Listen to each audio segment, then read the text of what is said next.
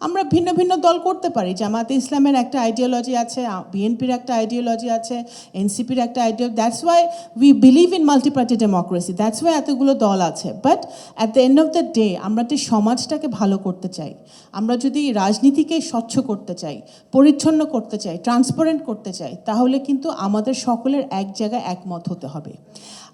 এমনিতেই কিন্তু একটা মেয়ে এবং একটা ছেলে একই পজিশন, প্যারালাল পজিশন, কিন্তু একটা মেয়েকে আমাদের সমাজে অধিক কাজ করে প্রমাণ করতে হয় যে সে তার কলিগের সমান যোগ্য। That is the reality. কিন্তু ওই জায়গাটাই আমাদের সকল ক্ষেত্রে পরিবর্তনটা আনতে হবে।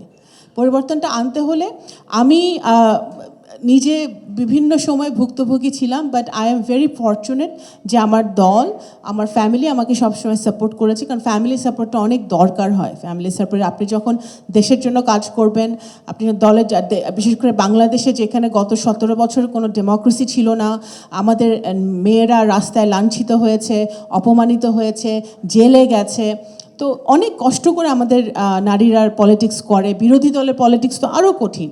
তো সেই জায়গাটা থেকে আমাদের এক জায়গায় আসতে হবে, ঐক্যবদ্ধ হতে হবে। আমি সবসময় হাজির আছি আপনাদের জন্য, এনি টাইম।